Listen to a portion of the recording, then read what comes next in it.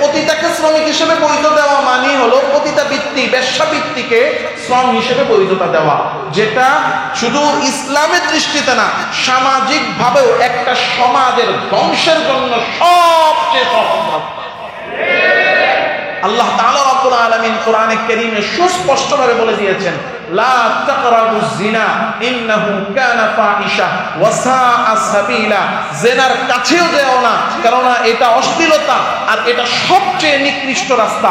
আল্লাহ যেটাকে বলেন সবচেয়ে নিকৃষ্ট রাস্তা, ওই রাস্তাটারে আপনি শ্রম হিসেবে বৈধতা দিতে চাচ্ছেন, বৈধতা চাচ্ছেন, এর মানে আপনি আল্লাহর করা হারাম এবং নিকৃষ্ট রাস্তাকে আপনি হালাল বানায়া, বৈধ বানায়া সমাজ ধ্বংস করার রাস্তা তৈরি করতেছেন। আল্লাহ তাআলা রাব্বুল আলামিন তো এদের ব্যাপারে সুস্পষ্টভাবে শাস্তির ঘোষণা দিয়েছেন। 300 আসন আছে, আরো 300 আসন বৃদ্ধি করে এই 300 আসন নারীদেরকে দেওয়া হবে।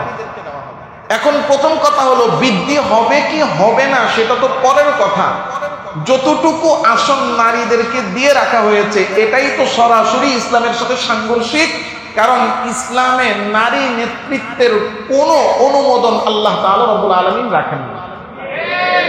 নারী নেতা হবে, নারী নেতৃত্ব হবে, এটার বিধানই ইসলামে নাই। আল্লাহ তাআলা এই হাদিস বলার সুযোগ দিচ্ছেন, এরপরে যদি না বলি আমার তো আল্লাহর কাছে জবাবদিহি করতে হবে।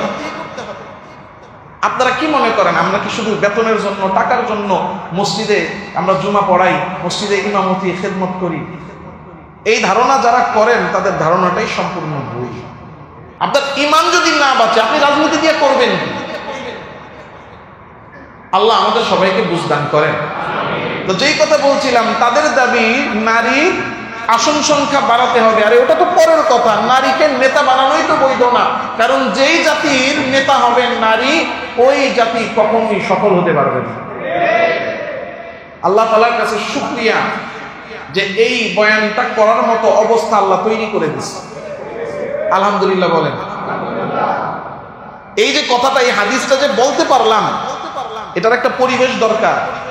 এই পরিবেশটা যে আল্লাহ তাআলা দিয়ে দিছে, এই জন্য সিজদায় পড়ে আল্লাহর কাছে শুকরিয়া আদায় করা দরকার যে আল্লাহ, আপনার রাসূলের এই হাদিসটা জনগণের সামনে প্রকাশ্যে সুস্পষ্টভাবে বলার মতো তৌফিক আপনি দিবেন।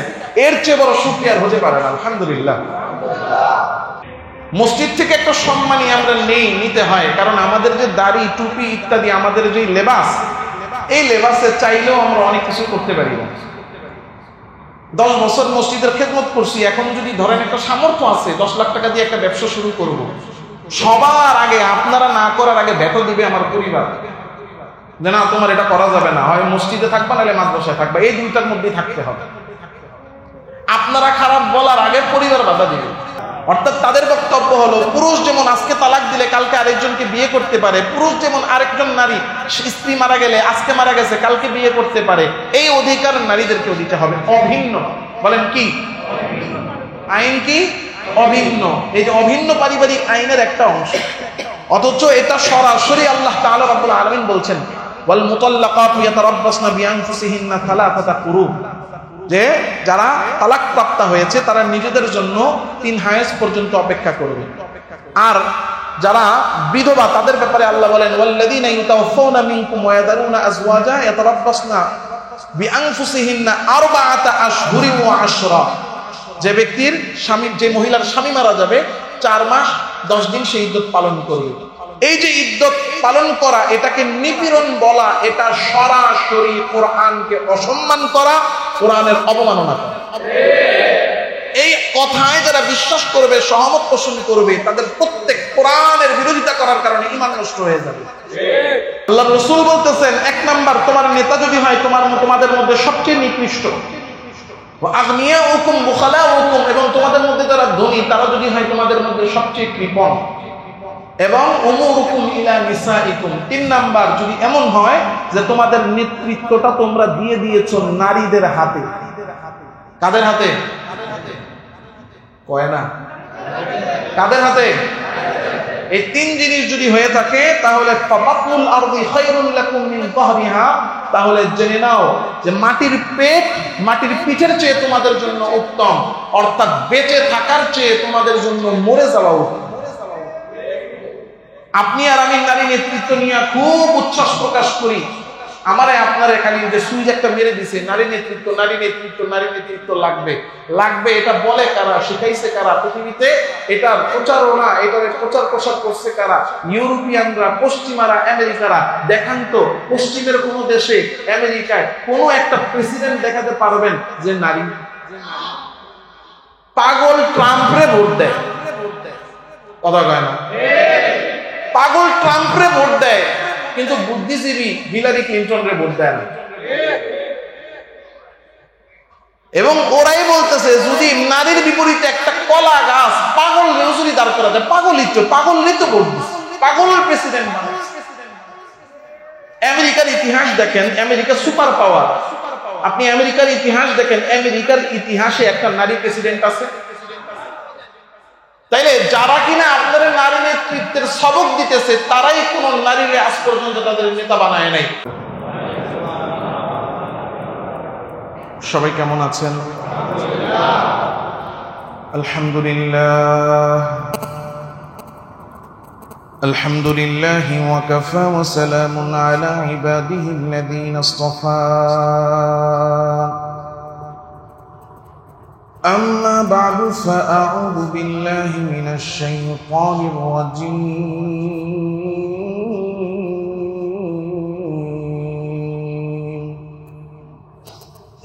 بسم الله الرحمن الرحيم.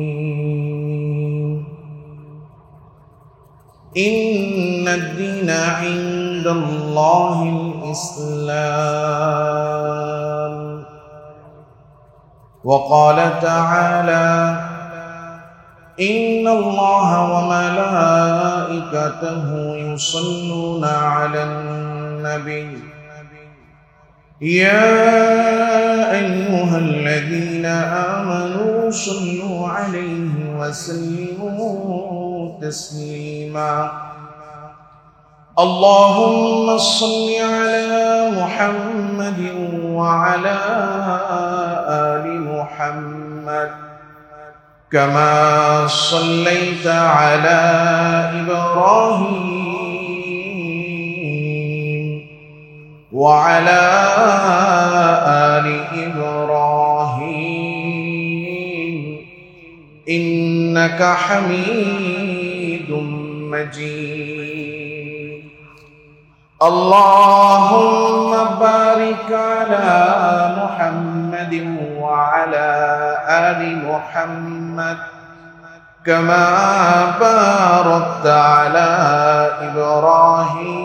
إبراهيم وعلى آل إبراهيم إنك حميد مجيد. سبحانك لا علم لنا إلا ما علمتنا إنك أنت العليم الحكيم. سبحانك لا علم لنا إلا ما علمتنا إنك أنت العليم الحكيم. سبحانك لا علم لنا إلا ما علمتنا إنك أنت العليم الحكيم. صدق الله مولانا العظيم. بارك الله لنا ولكم في القرآن العظيم ونفعنا وإياكم بالآيات والذكر الحكيم. সমস্ত প্রশংসা একমাত্র আল্লাহ সুবহানাহু ওয়া তাআলার জন্য, যে মহিয়ান গরিয়ান সর্বশক্তিমান দয়ালু দাতা মেহেরবান রব্বুল আলামিন মাওলাল করিম আল্লাহ সুবহানাহু ওয়া তাআলা আমাকে আপনাকে আল্লাহ তাআলা রব্বুল আলামিনের হুকুম জুমার নামাজ আদায়ের জন্য আল্লাহর ঘর মসজিদে আল্লাহ তাআলার দেওয়া হায়াতের সময়কে কাজে লাগিয়ে আশার এবং দিনই কিছু কথা বলা ও শোনার জন্য আল্লাহ আমাদেরকে বসার তৌফিক দিয়েছেন। এই জন্য আল্লাহ তাআলার কাছে কৃতজ্ঞ হয়ে কৃতজ্ঞতা আদায় করে কালিমাতুশ শুকর পাঠ করে আওয়াজ করে জোরে সোরে বলি আলহামদুলিল্লাহ। আল্লাহ সুবহানাহু ওয়া তাআলা তিনি আমাদের রব, তিনি আমাদেরকে সৃষ্টি করেছেন। আল্লাহ সুবহানাহু ওয়া তাআলা আমাদের রব হওয়ার ভিত্তিতে আমাদের জীবন কিভাবে পরিচালিত হবে সেই বিধান দেওয়ার অধিকারও শুধুমাত্র একমাত্র আল্লাহ সুবহানাহু ওয়া তাআলা। এজন্য আল্লাহ তাআলা রব্বুল আলামিন যেমন সৃষ্টিকর্তা আমাদের, ঠিক তেমনি ভাবে আল্লাহ তাআলা রব্বুল আলামিনই আমাদের বিধানদাতা। এজন্য আল্লাহ সুবহানাহু ওয়া তাআলা কোরআনে কারীমে আমাদের জন্য জীবন বিধান হিসেবে নির্ধারণ করেছেন ইসলামকে। আল্লাহ সুবহানাহু ওয়া তাআলা কোরআনে কারীমে এজন্য সুস্পষ্টভাবে বলেছেন, ইন্নাদ-দীনা ইনদাল্লাহিল ইসলাম, যে মানুষের জন্য জীবন বিধান ধর্ম একটাই মত, একটাই পথ, সেটা হলো ইসলাম। ওয়া মান ইয়াবতাগি গায়রাল ইসলামি দীনা ফালা ইউকবালা মিনহু, পথ হিসেবে, মত হিসেবে, জীবন ব্যবস্থা, জীবন বিধান, ধর্ম হিসেবে ইসলাম ব্যতীত অন্য যে কোনো পথ মতকে যে গ্রহণ করবে, আল্লাহ তাআলার কাছে তার এই জীবনের কর্ম এবং এই গ্রহণ করার কোনো মূল্য আল্লাহর কাছে নেই। ইসলাম সার্বজনীন, প্রত্যেকটা মানুষের জন্য কল্যাণ। আর এই ইসলামে পুরুষ এবং নারী উভয়ের মর্যাদা, অধিকার আল্লাহ তাআলা রব্বুল আলামিন যার যতটুকু প্রয়োজন যৌক্তিকভাবে আল্লাহ তাআলা প্রত্যেকের অধিকারকে আল্লাহ সুবহানাহু ওয়া তাআলা নিশ্চিত করেছেন। পৃথিবীর ইতিহাসের দিকে তাকিয়ে দেখেন, ইসলাম আসার পূর্বে পৃথিবীতে নারী জাতি, আমাদের মা বোনদের জাতি, এই নারী জাতি ছিল অসম্মানিত, তারা ছিল বঞ্চিত এবং লাঞ্ছিত। না সমাজের মধ্যে তাদের সম্মান ছিল, না সমাজের মধ্যে তাদের অধিকার ছিল। একেবারে ভুলুণ্ঠিত অবস্থায় ছিল নারীদের ইজ্জত, সম্মান এবং তাদের অধিকার।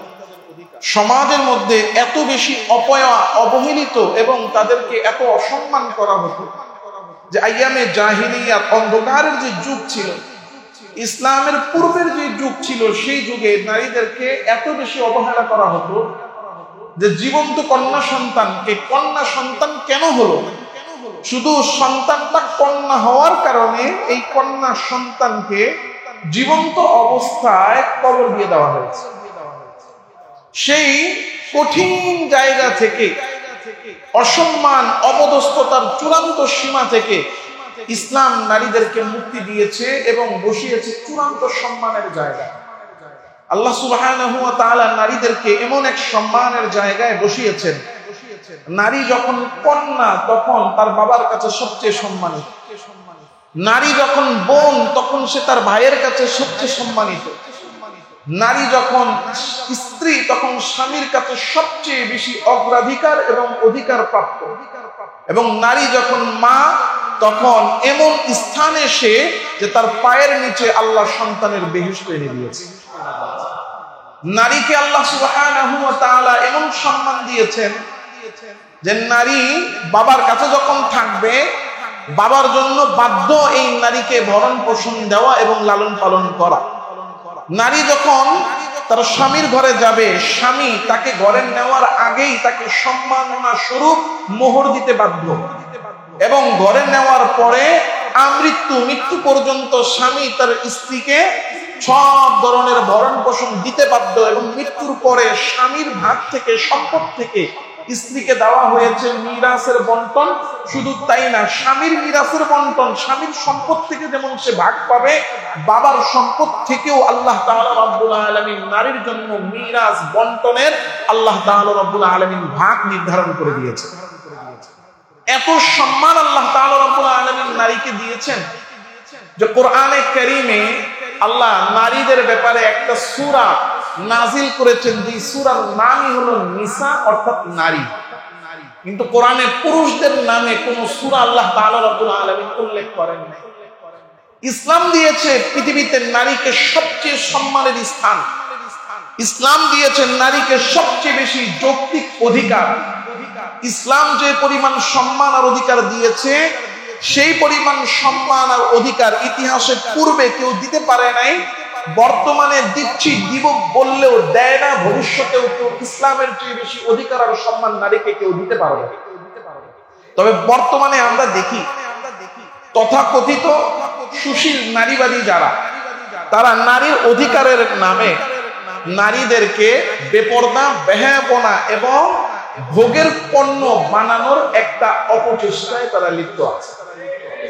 নারীদেরকে বেপরদা বেহায়া বানিয়ে, তাদেরকে ভোগের পণ্য বানিয়ে আমাদের যে পারিবারিক যে বন্ধন, সেই বন্ধনগুলোকে নষ্ট করা, শত বছরের না শুধু হাজার বছরের যে সামাজিক যে বন্ধন, সেই বন্ধনগুলোকে নষ্ট করার একটা অপচেষ্টায় লিপ্ত হয়ে গেছে। শুধু তাই না, বরং আল্লাহ তাআলা রব্বুল আলামিনের যে ইসলামিক বিধান, জীবন বিধান, নারী পুরুষের ক্ষেত্রে আল্লাহ তাআলা রব্বুল আলামিনের দেওয়া আইন কানুন, এগুলোকে ধ্বংস করার অপচেষ্টা করতেছে নারীর অধিকার প্রতিষ্ঠার নামে তথাকথিত সুশীল নারীবাদীরা। এই জন্য তারা আজকে পতিতালয়কে বৈধ করার অপচেষ্টার মধ্যে আছে। সমান অধিকারের নামে মিরাজ বন্টনের আল্লাহর যে বিধান, সেই বিধানকে অস্বীকৃতি জানানোর আল্লাহ তাআলা রব্বুল আলামিনের মিরাজের বিধানকে অস্বীকার করার অপচেষ্টা করছে।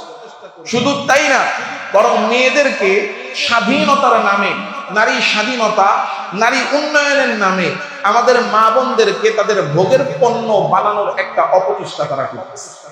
সাম্প্রতিক সময়ে আমাদের দেশের মধ্যে একটা বিশাল বিপ্লব ঘটেছে। এই যে বিপ্লব, এটা একটা রাজনৈতিক বিপ্লব। এই বিপ্লব ঘটার পরে এই যে বিগত 8-9 মাস যাবত, আগস্ট মাসে বাংলাদেশে একটা নতুন সরকার, ইন্টারিম গভর্নমেন্ট, এটা কি হয়েছে, প্রতিষ্ঠিত হয়েছে। এই গভর্নমেন্ট যখন কিনা আমাদের বর্তমান সরকার, এই সরকার যখন দেশে আসলো এবং আগের সরকারের যখন পতন হলো, এই সরকার আসার পরেই সবচেয়ে বড় কাজ যেটা তারা হাতে নিল, সবচেয়ে বড় প্রকল্প তারা যেটা হাতে নিল, সেটা হলো সংস্কারের প্রকল্প। অর্থাৎ সব জায়গায় তারা সংস্কার করবে। সংস্কার করা, এটা সংস্কার, এটা খারাপ কোনো শব্দ না। সংস্কার করা এটা খারাপ না, এটার বিপক্ষে আমরা কেউ না। সংস্কারের পক্ষে আমরা সবাই আছি, কিন্তু সংস্কারটা হতে হবে যৌক্তিক এবং সংস্কারটা হতে হবে মানুষের জন্য কল্যাণমূলক। কিন্তু সংস্কারের নামে মুসলমানের দেশে মুসলমানদের উপরে যদি অধর্ম এবং ইসলাম বিরোধী আইন যদি কেউ বাস্তবায়ন করে সেটা মুসলমানদের উপর চাপিয়ে দিতে চায়, সেটা তো মুসলমান কখনোই মেনে নিতে পারে না। যে কয়টা কমিশন গঠন করা হয়েছে এই সংস্কারের জন্য, সেই কমিশনগুলোর মধ্যে একটা কমিশন গঠন করা হয়েছে নারী উন্নয়ন সংস্কার। এর জন্য একটা কমিশন গঠন করা হয়েছে, নারী উন্নয়ন সংস্কার কমিশন।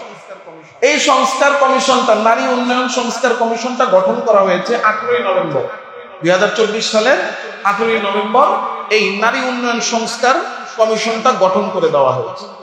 18 নভেম্বর থেকে নিয়ে শুরু করে 19 এপ্রিল, 18 এপ্রিল পর্যন্ত এই সংস্কার কমিশন তাদের গবেষণা ইত্যাদি চালিয়ে 19 এপ্রিল 2025 অর্থাৎ এই মাসের 19 তারিখ তারা প্রধান উপদেষ্টা বরাবর তাদের এই 6 মাসের রিসার্চ সব সম্পন্ন করে তারা তাদের যে প্রস্তাবনা, সেই প্রস্তাবনা সুপারিশ তারা পেশ করেছে। এই প্রস্তাবনা সুপারিশের মধ্যে তারা 15টা সুপারিশ রেখেছে, যে সমস্ত বিষয়গুলো আমাদের দেশের আইনে আছে, এই আইনগুলো সংস্কার করার জন্য মোট 15টা সুপারিশ তারা করেছে। এই 15টা সুপারিশের পরিপূর্ণ বিস্তারিত এখনো হয়তো আসেনি। আমি সর্বশেষ যে পর্যন্ত স্টাডি করতেছিলাম পুরোটা পাইনি, তবে বিভিন্ন পত্র পত্রিকা, এখন যেহেতু ডিজিটাল যুগ, মিনিটের মধ্যে সবকিছু মৌলিক জিনিসগুলো চলে আসে, মৌলিক যে জিনিসগুলো চলে এসেছে এই 15টা সুপারিশের মধ্যে এক না, একাধিক না, বরং অনেকগুলো, অধিকাংশ এমন এমন সুপারিশ তারা করেছে যেগুলো সরাসরি কোরআন, ইসলাম এবং মুসলমানদের জীবন বিধানের সাথে সরাসরি সাংঘর্ষিক, সরাসরি কোরআনের সাথে সাংঘর্ষিক, সরাসরি ইসলামী বিধানের সাথে সাংঘর্ষিক। এবং বাংলাদেশে যে এতদিন যে আইন ছিল, নারী পারিবারিক যে আইন ছিল, সেই আইনগুলোর প্রতি তাদের একেবারে সরাসরি আকর্ষণ। সংস্কার করা হবে, সেই সংস্কার যদি যৌক্তিক, কল্যাণমূলক এবং আমাদের আল্লাহ তাআলার বিধান, ধর্মীয় বিধান, ইসলামের বিধানের যদি বিপরীত না হয় তাহলে আমাদের মানতে কোনো সমস্যা নেই। কিন্তু যদি কোনো সংস্কার যদি জনকল্যাণমূলক না হয় এবং সেটা যদি যৌক্তিক না হয় এবং সেটা যদি ইসলামের সাথে সাংঘর্ষিক হয়, তাহলে একজন মুসলমান কখনোই এই সুপারিশ এবং এই আইন কখনোই কোনোভাবেই মানতে পারে না, কারণ এটা মানলে মুসলমানের ঈমানই থাকবে না। তো যেই সমস্ত বিষয়গুলো এসেছে, আমি সবগুলো বিষয় নিয়ে যদি আলোচনা করতে চাই তাহলে আলোচনা শেষও করতে পারবো না, গোছাতেও পারবো না, আর সবার সামনে সব বিষয়ে আলোচনা যৌক্তিক না। মোটা দাগে মৌলিক যেই বিষয়গুলো না বললেই না, এমন কয়েকটা বিষয় আমি আপনাদের সামনে তুলে ধরার চেষ্টা করছি। তারা যেই সমস্ত সুপারিশগুলো করেছে তার মধ্যে 1 নাম্বার সুপারিশ ছিল এটা, যে সংসদে বর্তমানে যে আসন আছে, এই আসনের মধ্যে তো প্রাথমিকভাবে একটা কোটা নির্ধারণ করা আছে।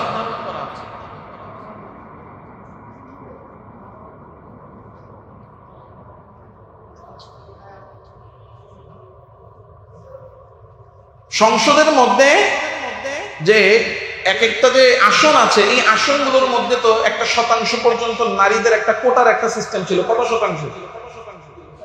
30%। যে মোট নারী 30 নাকি 30 ছিল না, সংসদের মধ্যে যত আসন এতদিন পর্যন্ত ছিল যে 30% নারী কোটা। এখন তাদের সুপারিশ হলো 30 না 15, 10, 30টা আসন, তাহলে 10% হবে। 300 আসন ছিল না, আমি তো বলি 10%। আচ্ছা, 10% বা 15% এরকম হবে। তো এটাকে এখন বৃদ্ধি করার জন্য তারা সুপারিশ করেছে। এটা হলো প্রথম। এই সুপারিশের মধ্যে এমন দাবিও আছে যে 300 আসন তো আছে, যেটা স্বাভাবিক, এর বাইরেও অতিরিক্ত 300টা আসন তৈরি করে সেই 300 আসন নারীদেরকে দেওয়া হবে। তাদের আবেদনটা, সুপারিশটা কি? প্রথমত আগের থেকে যে আসন নির্ধারণ করা ছিল সেটার মধ্যে তো বৃদ্ধি করা হবে, আর এই বৃদ্ধির প্রসেস বা ক্রাইটেরিয়াটা, সিস্টেমটা হবে এমন যে 300 আসন আছে, আরো 300 আসন বৃদ্ধি করে এই 300 আসন নারীদেরকে দেওয়া হবে। এখন প্রথম কথা হলো, বৃদ্ধি হবে কি হবে না সেটা তো পরের কথা, যতটুকু আসন নারীদেরকে দিয়ে রাখা হয়েছে এটাই তো সরাসরি ইসলামের সাথে সাংঘর্ষিক। কারণ ইসলামে নারী নেতৃত্বের কোনো অনুমোদন আল্লাহ তাআলা রব্বুল আলামিন রাখেন না। নারী নেতা হবে, নারী নেতৃত্ব হবে, এটার বিধানই ইসলামে নাই। নারী নেতৃত্ব ইসলামে জায়েজ নেই। কারণ যেই জাতির নেতা হবে নারী, সেই জাতি কখনো সফল হতে পারবে না। যেই জাতির নেতা নারী, তারা কখনোই সফল হতে পারবে না। আমার কথা না, আল্লাহর রাসূল, আল্লাহর কথা, আল্লাহ এবং আল্লাহর রাসূল সাল্লাল্লাহু আলাইহি ওয়াসাল্লামের কথা। সেটা ঘরে হোক, সমাজে হোক, রাষ্ট্রে হোক, আর যেখানেই হোক, যেই জাতির নেতা হবে নারী, তারা কখনোই সফল হতে পারবে না।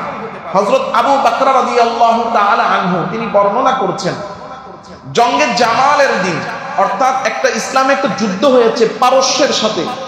পারস্য অর্থাৎ বর্তমানে যে ফ্রান্স, তাদের সাথে, ফারিসের সাথে, এই পারস্যের সাথে যুদ্ধ হচ্ছে।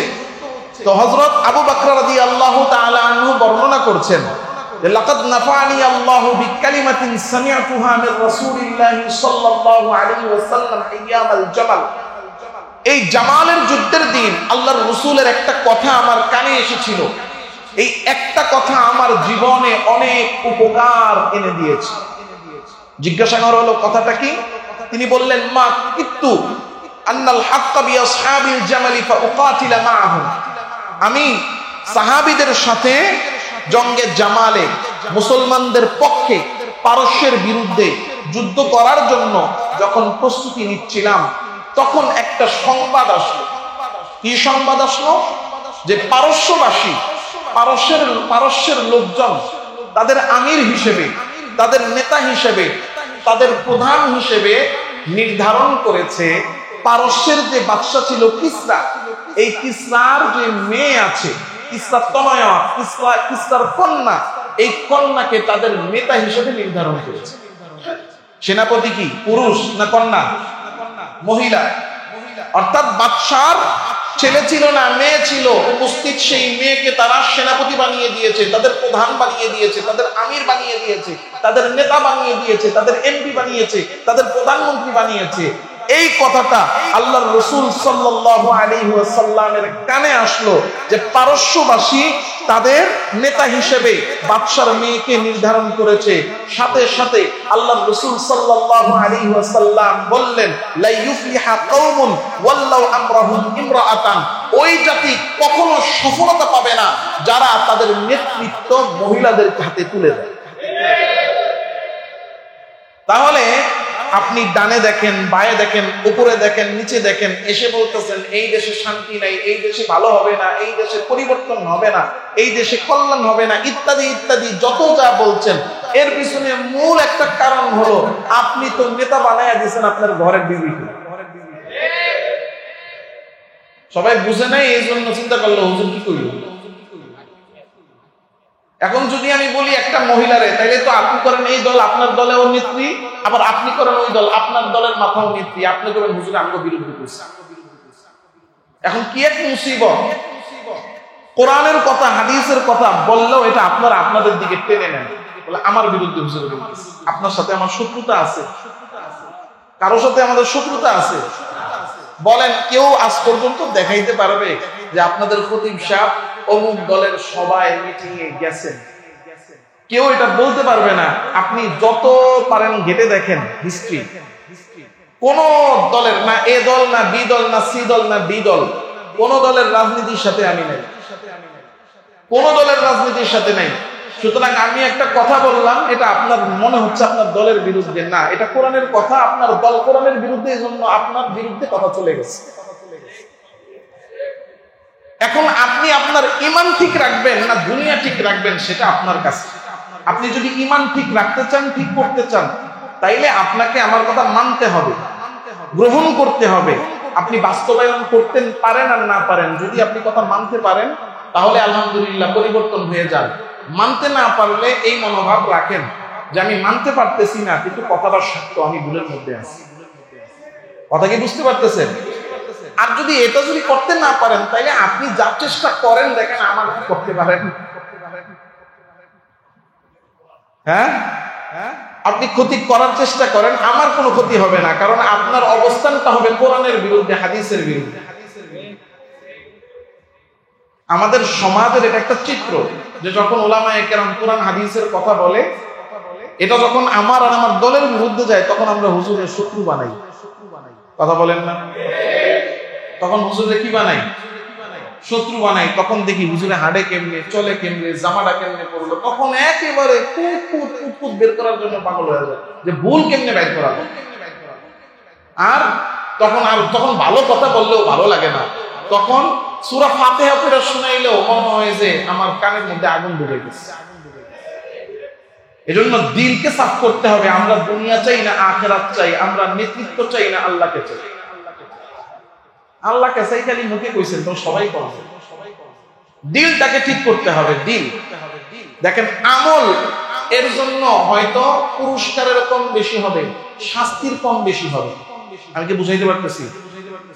বলেন তো, একজন লোক সারা জীবন নামাজ পড়ছে, একবারে মাকবুল নামাজ পড়ছে, মরার আগে খালি কইছে আমি আল্লাহরে মানি না, এই নামাজ তার কোন উপকারে আসবে? আর একজন লোক সারা জীবন নামাজ পড়ে নাই, সারা জীবন মুশরিক ছিল, কাফের ছিল, মুনাফিক ছিল, যা ছিল, কিন্তু মরার আগে খালেস দিলে কালেমা পড়ে ইমানদার হয়ে মরছে, সে কোনো না কোনো দিন জান্নাতে যাবে কি যাবে না? এজন্য ইমানটা ঠিক রাখি, মানতে পারি আর না পারি। আমল অনেকই এমন হবে যেগুলো আমরা জানি কিন্তু মানতে পারি না, অনেক ক্ষেত্রে মানা আমাদের জন্য সম্ভব হয়তো হবে না ইমানের দুর্বলতার কারণে। কিন্তু ইমান তো ঠিক রাখতে হবে। যেটা ইমান নষ্ট করে ওই ব্যাপারে তো দ্বিমত করার সুযোগ নাই, আছে? আল্লাহ যেটাকে হারাম করছেন সেটাকে কেউ যদি হালাল মনে করে, বৈধ মনে করে, আবশ্যক মনে করে, তার ইমান থাকবে? এতগুলো কথা বললাম কারণ আমি জানি এই যে এই মাসালা আজকে বলতেছি, এই হাদিস আজকে বলতেছি, বয়ান থেকে উঠার আগেই এখনই অলরেডি ভিতরে ভিতরে জ্বলন শুরু হয়ে গেছে। আর বয়ান শেষ করব, বাইরে শুরু করবে হুজুরে খালি রাজনীতির কথা। কথা বল না? অথচ এটা রাজনীতির কথা না, এটা ঈমান বাঁচানোর কথা। আপনার ঈমান যদি না বাঁচে আপনি রাজনীতি দিয়ে করবেন কি? আল্লাহ আমাদের সবাইকে বুঝদান করেন। তো যেই কথা বলছিলাম, তাদের দাবি নারী আসন সংখ্যা বাড়াতে হবে। আরে ওটা তো পরের কথা, নারীকে নেতা বানানোই তো বৈধ না, কারণ যেই জাতির নেতা হবে নারী, ওই জাতি কখনোই সফল হতে পারবে না। আল্লাহ তাআলার কাছে শুকরিয়া যে এই বয়ানটা করার মতো অবস্থা আল্লাহ তৈরি করে দিচ্ছে। আলহামদুলিল্লাহ বলেন। এই যে কথাটা, এই হাদিসটা যে বলতে পারলাম, এটার একটা পরিবেশ দরকার। এই পরিবেশটা যে আল্লাহ তাআলা দিয়ে দিছে, এই জন্য সিজদায় পড়ে আল্লাহর কাছে শুকরিয়া আদায় করা দরকার যে আল্লাহ, আপনার রাসূলের এই হাদিসটা জনগণের সামনে প্রকাশ্যে সুস্পষ্টভাবে বলার মতো তৌফিক আপনি দিয়েছেন। এর চেয়ে বড় শুকরিয়া হতে পারে না। আলহামদুলিল্লাহ যে আল্লাহ তাআলা এই হাদিস বলার সুযোগ দিয়েছেন। এরপরে যদি না বলি, আমার তো আল্লাহর কাছে জবাবদিহি করতে হবে। আপনারা কি মনে করেন আমরা কি শুধু বেতনের জন্য, টাকার জন্য মসজিদে আমরা জুমা পড়াই, মসজিদে ইমামতি খেদমত করি? এই ধারণা যারা করেন তাদের ধারণাটাই সম্পূর্ণ ভুল। মসজিদ থেকে একটা সম্মানই আমরা নিতে হয়, কারণ আমাদের যে দাড়ি, টুপি ইত্যাদি আমাদের যে লেবাস, এই লেবাসে চাইলেও আমরা অনেক কিছু করতে পারি না। 10 বছর মসজিদের খেদমত করছি, এখন যদি ধরেন একটা সামর্থ্য আছে 10 লাখ টাকা দিয়ে একটা ব্যবসা শুরু করব, সবার আগে, আপনারা না করার আগে ভেটো দিবে আমার পরিবার যে না, তোমার এটা করা যাবে না, হয় মসজিদে থাকবা নাহলে মাদ্রাসায় থাকবা, এই দুইটার মধ্যেই থাকতে হবে। আপনারা খারাপ বলার আগে পরিবার বাধা দিবে। আর যেহেতু জায়েজ আছে, এটা যেহেতু হালাল, উত্তম হাদিয়া গ্রহণ করা, এজন্য এটা আমাদেরকে নিতে হয় জীবন চালানোর জন্য। কিন্তু এখানে যখন আমরা বসি, এখানে যখন কথা বলি, তখন এই দায় নিয়ে কথা বলি যে এখানে বসাইছেন আল্লাহ, সুতরাং ওই কথাটাই বলতে হবে যেটা আল্লাহ তাআলা এবং তার রাসূলের কথা। সুতরাং কে সন্তুষ্ট কে অসন্তুষ্ট এই চিন্তা করে তখন কথা বলা যায় না। তখন বলতে হবে এটা উম্মতের জন্য ফায়দা। যেটা ডাক্তারের কাছে যে আপনি ব্যথা পাবেন, এই জন্য আপনাকে ইনজেকশন দেওয়া বন্ধ রাখে, ব্যথা পাবে জেনেও ইনজেকশন দেয়, কারণ এটাই তার জন্য উপকার। ভালো লাগবে না জেনেও আমাদেরকে বলতে হয়। অনেকেই অপছন্দ করে, জানি তো, কোনো কথা একটা ব্যাখ্যা দিয়ে দিচ্ছি যে এই কথাটা এই জন্য বলছি, এরপরও বের হয়ে কি করে জানেন? উল্টা ব্যাখ্যা বের করে। এরপরও বের হয়ে কি করে? উল্টা ব্যাখ্যা বের করে। আমি বয়ান করলাম এখানে একদিন, একটু উদাহরণ দিচ্ছি, তাহলে পাবেন হুজুর মনে খাওয়া বলে।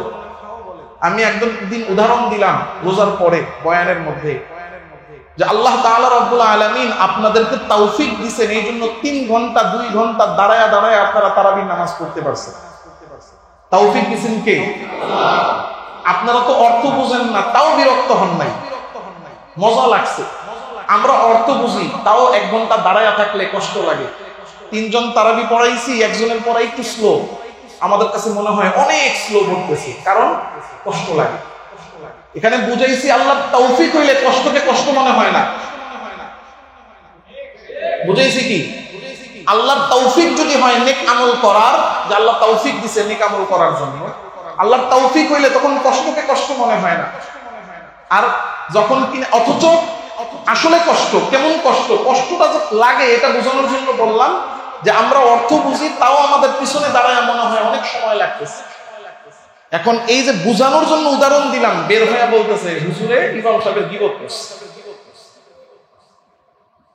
বিশ্বাস করেন কলিজাটা পুরো ছিঁড়ে গেছে এই কথাটা যখন শুনছি। আমি বয়ানের বিষয়বস্তুই ছিল আল্লাহ তৌফিক না দিলে মানুষ নেক আমল করতে পারে না। আমাদের নিজেদের মধ্যে কথা, এই যে দুজন সামনে আছে, এই মুয়াজ্জিন সাহেব বলতেছিল ইমাম সাহেব হুজুরের সময় আমাদের চেয়ে অনেক বেশি লাগে। আমি বলছি না, আমাদের চেয়ে 1-1.5 মিনিট সময় বেশি লাগে। হুজুর এই কথা, এরকম কথোপকথন হয়েছে, হ্যাঁ এই কথাটাই কিন্তু বলছি। এটা বের হয়ে বলতেছে হুজুরের গীবত করছে। আস্তাগফিরুল্লাহ, আমি মাফ করে দিছি আপনাকে, কিন্তু সমালোচনা করবেন, কোনো সমস্যা নেই, সেটা বাস্তব এবং যৌক্তিক হতে হবে। আপনি শত্রুতার জন্য যদি শত্রুতা করেন, তাইলে এটা আমার জন্য ফায়দাজনক, উপকারী, আল্লাহর কাছে এটার বিনিময়ে আমি পাবো। আর কল্যাণের জন্য যদি ভুল ধরেন, সমালোচনা করেন, সেটা গ্রহণ করতে কোনো সমস্যা নেই। আল্লাহ আমাদের সবাইকে বুঝদান করেন। আমার সাথে কি দুশ্মনী আছে, আপনার কি শত্রুতা আছে, না আমি আপনার বিরুদ্ধে এমপি নির্বাচন করব, না আপনার দলের বিরুদ্ধে আমি দাঁড়াবো। কথা ভালো না লাগলে, ভুল হলে সংশোধন করে দেন, সমস্যা নাই। কিন্তু এই যে গীবত আপনি করতেছেন আপনার ক্ষতি, আল্লাহ বুঝ দান করেন। মাঝে মাঝে অন্যদিকে চলে যায়, যেতে বাধ্য হয়, কারণ এই যে আমাদের ভিতরের সংস্কার নেই, আমাদের পরিবর্তন নেই। আল্লাহ সবাইকে দিলকে সাফ করে দেন, বলি আমিন। এইগুলো না বলে উপায় নেই, কারণ কথা আমরা বলি ভালোর জন্য, আমাদের ঈমান আমলের সংস্কারের জন্য, কিন্তু আমরা কিন্তু শুনতেছি কথা, অনেকেই কথা শুনে মনোযোগ দিয়ে 100% মনোযোগ দিয়ে। কি উদ্দেশ্য জানেন? উদ্দেশ্য হলো হুজুরের ভুলটা কোন জায়গায় করে। আপনি 3 ঘন্টা বয়ান শুনছেন, আপনার নিয়ত হলো যে আপনি ভুল ধরবেন। আচ্ছা আপনি বলেন তো, ভুল ধরার নিয়তে আপনি যে বয়ান শুনছেন, ওই বয়ানে আপনার কোনো হেদায়েত হবে? বয়ান শুনতে হবে হেদায়েতের নিয়তে, আমি আজকে কিছু শিখবো, কিছু আমল করব, জানা কথাও শোনা। আমি এটা বলি না যে আমি যা বলি তা আপনারা কেউ জানেন না, বরং আমি তো এটা স্বীকার করি যে এখানে এমন অনেক জ্ঞানী গুণী মানুষ আছে যারা আমার চেয়ে জানার দিক থেকে কয়েক গুণ বেশি হবে আমার ওস্তাদ হওয়ার জন্য। অস্বীকার আমি করি না, কিন্তু আল্লাহ তাআলা বলছেন ওয়াযাক্কির ফাইন্নায যিকরা তানফাউল মুমিনিন। মুযাকারা এমন জিনিস, কারণ কোরআন 1500 বছর যাবত একই কোরআন, নাকি কোরআন চেঞ্জ হয়েছে? তাহলে আপনাকে নতুন কথা কোথা থেকে এনে দিব? যেই কথা আপনি কোরআন শোনা শুরু করছেন ওই দিন থেকে আপনি আজও শুনবেন, কিয়ামত পর্যন্ত এগুলাই শুনবেন। সূরা ফাতিহা প্রতি ওয়াক্তে ওয়াক্তে, রাকাতে রাকাতে সূরা ফাতিহাই পড়েন, নতুন ফাতিহা আনা সম্ভব? তাইলে এজন্য দিলটাকে খুলতে হবে হেদায়েতের নিয়তে। আল্লাহ সবাইকে বুঝদান করেন। যাই হোক, যেটা বলছিলাম যে আল্লাহ তাআলা রাসূল সাল্লাল্লাহু আলাইহি ওয়াসাল্লাম বলেন লা ইউফলিহা কওমুন ওয়াল্লাউ আমরাহুম ইমরাআতান। ওই জাতি কখনোই সফল হবে না যারা তাদের নেতৃত্ব নারীর হাতে তুলে দেয়। হযরত আবু হুরায়রা রাদিয়াল্লাহু তাআলা আনহু থেকে বর্ণিত, ইদা কানা উমারাউকুম খিয়ারুকুম ওয়া আগনিয়াউকুম সুমাহাউকুম ওয়া উমুরাকুম শুরা বাইনাকুম ফাযাহরুল আরদি খায়রুল লাকুম মিন বাতনিহা। আল্লাহ রাসূল বলেন তোমাদের সমাজে 3টা জিনিস দেখবা। 1 নাম্বার হলো তোমাদের নেতা হবে তোমাদের মধ্যে সর্বোত্তম ব্যক্তি যারা তারা। উমারাউকুম খিয়ারুকুম, তোমাদের নেতা তোমাদের মধ্যে সর্বোত্তম যারা তারা। এবং তোমাদের ধনী যারা, ধনীরা যদি দানশীল হয়, এবং তোমাদের সমাজের যে পরিচালনা হবে এটা যদি পরামর্শ ভিত্তিক সমাজ পরিচালনা হয়। কয় জিনিস? 3 জিনিস যদি হয়।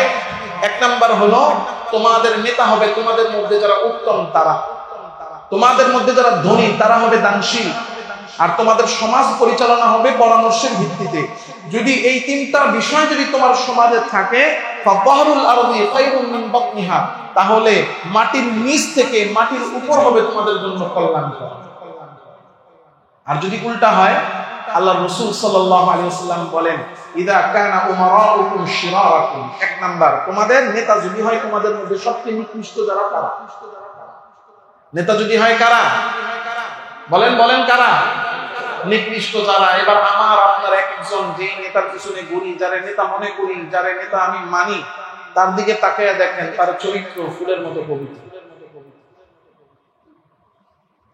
আল্লাহ রাসূল বলতেছেন 1 নাম্বার, তোমার নেতা যদি হয় তোমাদের মধ্যে সবচেয়ে নিকৃষ্ট।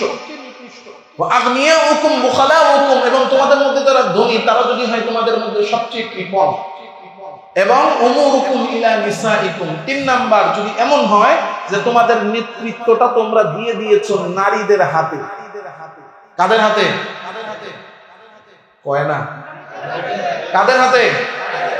এই 3 জিনিস যদি হয়ে থাকে তাহলে ফাবাতুল আরদি খায়রুল লাকুম মিন যাহরিহা, তাহলে জেনে নাও যে মাটির পেট মাটির পিঠের চেয়ে তোমাদের জন্য উত্তম, অর্থাৎ বেঁচে থাকার চেয়ে তোমাদের জন্য মরে যাওয়া উত্তম। আপনি আর আমি নারী নেতৃত্ব নিয়ে খুব উচ্ছ্বাস প্রকাশ করি, আমারে আপনারে খালি যে সুইচ একটা মেরে দিছে নারী নেতৃত্ব নারী নেতৃত্ব নারী নেতৃত্ব লাগবে লাগবে, এটা বলে কারা, শিখাইছে কারা পৃথিবীতে? এটার প্রচারণা, এটার প্রচার প্রসার করছে কারা? ইউরোপিয়ানরা, পশ্চিমারা, আমেরিকারা।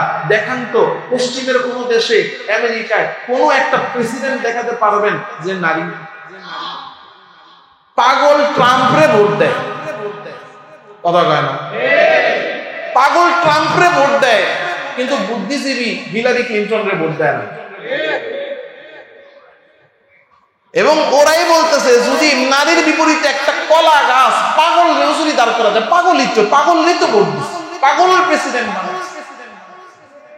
আমেরিকার ইতিহাস দেখেন, আমেরিকা সুপার পাওয়ার। আপনি আমেরিকার ইতিহাস দেখেন, আমেরিকার ইতিহাসে একটা নারী প্রেসিডেন্ট আছে। তাইলে যারা কিনা আপনাদের নারী নেতৃত্বের সবক দিতেছে তারাই কোন নারীর আজ পর্যন্ত তাদের নেতা বানায় নাই। তাইলে আপনি নারী নেতৃত্বের সবকটা নেন তাদের কাছ থেকে, তারা তো আপনার ধোকা বানায়, একেবারে ধোকা দিয়া ঘুরে ফেলছে। এজন্য আমাকে আপনাকে এই বিষয়ে খুব সচেতন হতে হবে, বুঝতে হবে। আল্লাহ রসুল সাল্লাল্লাহু আলাইহি ওয়াসাল্লাম এবং আল্লাহ আমাদের জন্য যে বিধান দিয়েছেন সেই বিধানের উপর আমাদের জন্য কোনো বিধান হতে পারে না। এই যে নারী উন্নয়ন কমিটি তারা যে সুপারিশ করেছে নারী ক্ষমতায়নের, এই পুরো সুপারিশটা কোরআনের সাথে সাংঘর্ষিক। 2 নাম্বার, আমি 2 নাম্বার মানে তাদের সিরিয়ালে 2 নাম্বার না, দ্বিতীয় একটা পয়েন্ট নিয়ে আলোচনা করছি। তারা যে সুপারিশগুলো করেছে তার মধ্যে একটা মারাত্মক সুপারিশ করেছে। সেই সুপারিশটা হলো যারা যৌনকর্মী আছে, নারী যৌনকর্মী, পতিতা, এই পতিতাদের যে কাজ, এই কাজকে শ্রম হিসেবে স্বীকৃতি দিতে হবে। এই পতিতাদেরকে শ্রমিক হিসেবে স্বীকৃতি দিতে হবে। পতিতাদেরকে শ্রমিক হিসেবে স্বীকৃতি দেওয়া মানে হলো পতিতাবৃত্তি, বেশ্যাবৃত্তি, এটাকে শ্রম হিসেবে বৈধতা দেওয়া। তাহলে আপনি যখন পতিতাবৃত্তিকে শ্রম হিসেবে বৈধতা দিবেন, কারণ পতিতা যখন কিনা শ্রমিক, এটা যখন আপনি মেনে ফেলছেন, এখন রাস্তায় একজন শ্রমিক সে মাটি টানতেছে, সে বৈধভাবে সে একটা শ্রমিক, তো এখন তারে কেউ বলতে পারে না তুমি মাটি টানোকে। ঠিক তেমন ভাবে পতিতাকে যখন শ্রমিক হিসেবে বৈধতা দিবেন, তখন একটা পতিতা যদি এই যে ছাত্রা মসজিদের সামনে ব্রিজের উপর দাঁড়ায় থাকে আর ডাকতে থাকে আসো আসো, তখন আপনি গিয়ে বলতে পারবেন না তুই ডাকোস কেন, কারণ তাকে বৈধতা দেওয়া মানে সে যে কোনো জায়গায় তার শ্রম সে করতে পারবে। তাহলে পতিতাকে শ্রমিক হিসেবে বৈধ দেওয়া মানে হলো পতিতাবৃত্তি, বেশ্যাবৃত্তিকে শ্রম হিসেবে বৈধতা দেওয়া, যেটা শুধু ইসলামের দৃষ্টিতে না, সামাজিক ভাবেও একটা সমাজের ধ্বংসের জন্য সবচেয়ে সহজ রাস্তা। আল্লাহ তাআলা রাব্বুল আলামিন কোরআনে কারীমে সুস্পষ্টভাবে বলে দিয়েছেন, লা তাকরাবুজ জিনা ইন্নাহু কানা ফাহিশা ওয়া সাআ সাবিলা, জিনার কাছেও যেও না, কারণ এটা অশ্লীলতা আর এটা সবচেয়ে নিকৃষ্ট রাস্তা। আল্লাহ যেটাকে বলেন সবচেয়ে নিকৃষ্ট রাস্তা, ওই রাস্তাটারে আপনি শ্রম হিসেবে বৈধতা দিতে চাচ্ছেন, বৈধতা চাচ্ছেন, এর মানে আপনি আল্লাহর করা হারাম এবং নিকৃষ্ট রাস্তাকে আপনি হালাল বানায়া, বৈধ বানায়া সমাজ ধ্বংস করার রাস্তা তৈরি করতেছেন। আল্লাহ তাআলা রাব্বুল আলামিন তো এদের ব্যাপারে সুস্পষ্টভাবে শাস্তির ঘোষণা দিয়েছেন।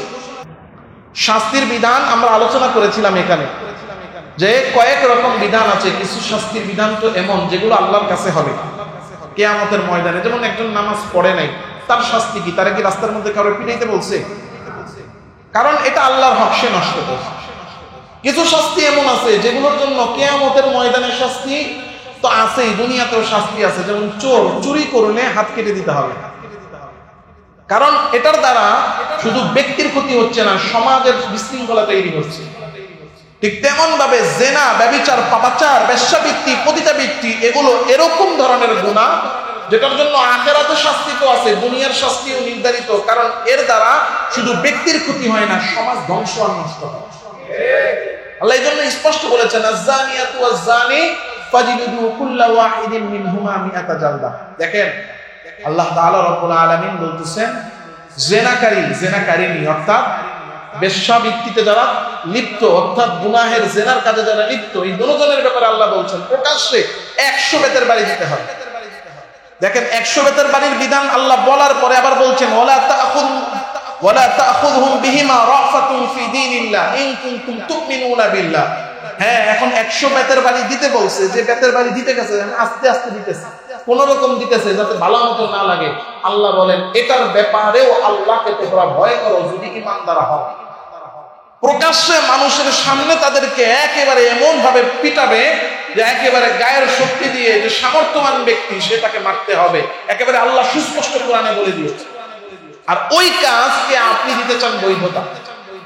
আল্লাহ তাআলা রব্বুল আলামিনের হাবিব সাল্লাল্লাহু আলাইহি সাল্লাম সুস্পষ্টভাবে হাদিসে বলছেন, লানাল্লাহু যানিয়া ওয়াজ জানিয়া, যে পুরুষ এবং মহিলা জিনায় লিপ্ত, ব্যভিচারী লিপ্ত, পতিতাবৃত্তি আর ব্যবসা বৃত্তিতে লিপ্ত, আল্লাহ তাআলা রব্বুল আলামিন বলছেন তাদের উপরে আল্লাহর রাসূল বলেন তাদের উপরে আল্লাহ লানত করতেছে।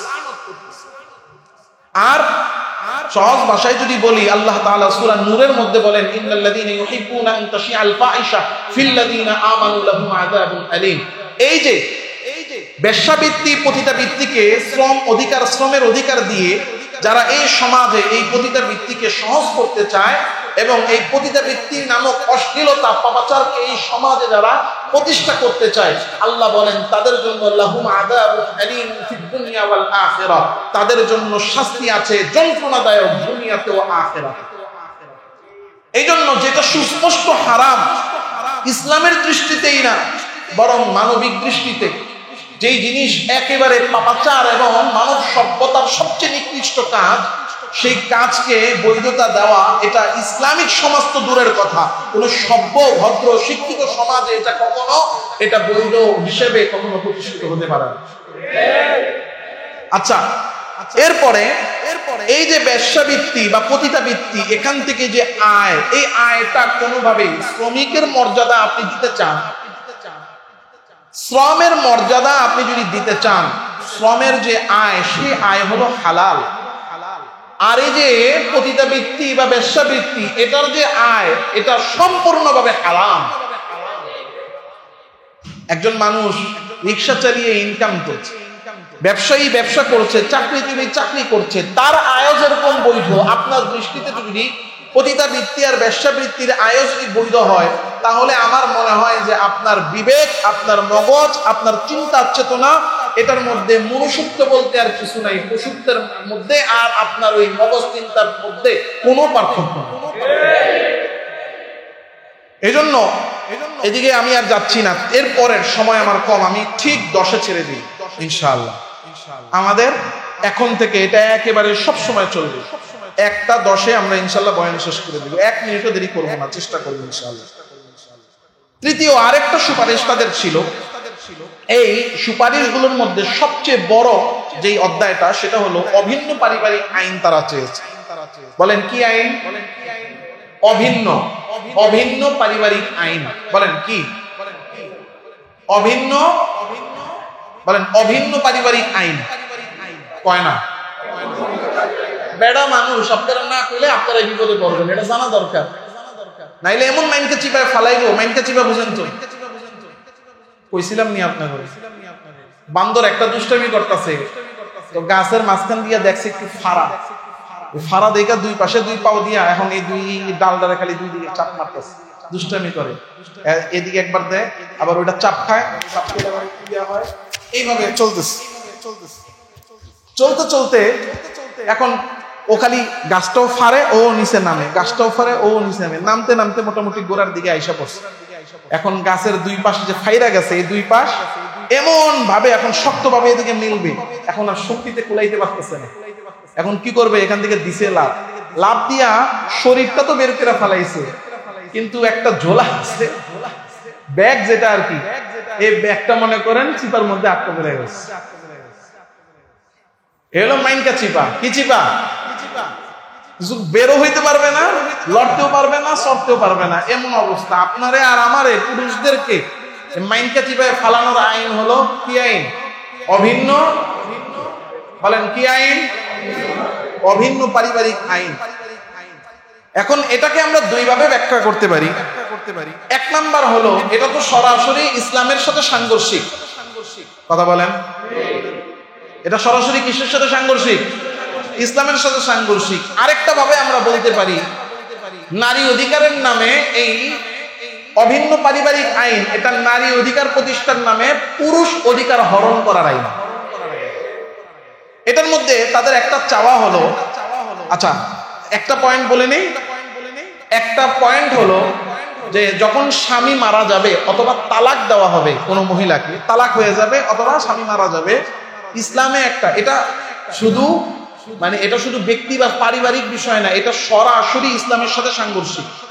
তারা ইসলামের এই বিধানটাকে সরাসরি চ্যালেঞ্জ করতেছে যে ইসলামের বিধান হলো কোনো স্বামীর কোনো স্ত্রী যদি তালাক হয় কোনো মহিলার, তাহলে 3 হায়েজ পর্যন্ত তাকে ইদ্যত পালন করতে হবে। আর কোনো মহিলার যদি স্বামী মারা যায়, বিধবা হয়, তাহলে তাকে 4 মাস 10 দিন ইদ্যত পালন করতে হবে।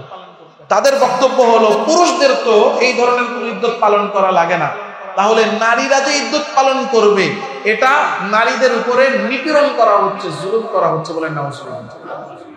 অর্থাৎ তাদের বক্তব্য হলো পুরুষ যেমন আজকে তালাক দিলে কালকে আরেকজনকে বিয়ে করতে পারে, পুরুষ যেমন আরেকজন নারী স্ত্রী মারা গেলে আজকে মারা গেছে কালকে বিয়ে করতে পারে, এই অধিকার নারীদেরকেও দিতে হবে অভিন্ন। বলেন কি আইন? কি অভিন্ন?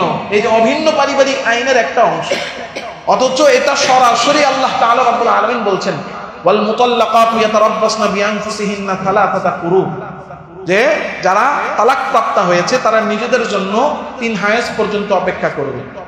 আর যারা বিধবা তাদের ব্যাপারে আল্লাহ বলেন ওয়াল্লাযীনা ইউতাওয়াফাউনা মিনকুম ওয়া ইয়াযারুনা আজওয়াজা ইয়াতারাব্বাসনা বিআনফুসিহিন্না আরবাআতা আশহুরিন ওয়া আশরা, যে ব্যক্তির স্বামী, যে মহিলার স্বামী মারা যাবে 4 মাস 10 দিন সে ইদ্যত পালন করবে। এই যে ইদ্যত পালন করা, এটাকে নিপীড়ন বলা, এটা সরাসরি কোরআনকে অসম্মান করা, কোরআনের অবমাননা করা। এই কথায় যারা বিশ্বাস করবে, সহমত পোষণ করবে, তাদের প্রত্যেক কোরআনের বিরোধিতা করার কারণে ঈমান নষ্ট হয়ে যাবে। এটা হলো সরাসরি কোরআনের বিরোধিতা করা। দ্বিতীয় হলো, আপনি যদি কি কোনো সমস্যা হয়েছে? কি সমস্যা আপনার?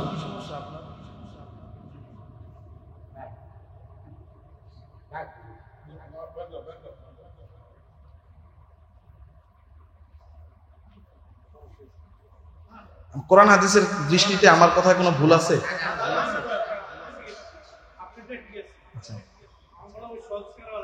আচ্ছা আচ্ছা আচ্ছা। এই যে তারা যে এটা চাচ্ছে, এটার 1 নাম্বার তো কোরআনের সাথে সাংঘর্ষিক। দ্বিতীয় কথা হলো যে বৈজ্ঞানিক ভাবে এবং ফুকাহে কেরাম দ্বারা প্রমাণিত, একজন মহিলা যখন একজন স্বামীর ঘরে থাকে, স্বামীর সাথে তার মেলামেশা হয়, এই মেলামেশার মাধ্যমে শুক্রাণু বা পুরুষের যে অঙ্গটা তার ভিতরে আসে, অংশটা, সেই অংশের শুক্রাণু অথবা যেটাকে সহজ ভাষায় আমরা বলতে পারি ভাইরাস বুঝার জন্য, যেটার একটা অংশ একটা মহিলার ভিতরে 4 মাস পর্যন্ত বা 3 মাস পর্যন্ত, 3টা হায়াজের সময় পর্যন্ত তার মধ্যে এটার ভাইরাস থেকে যেতে পারে। একটা পুরুষ এবং একটা মহিলা মেলামেশার দ্বারা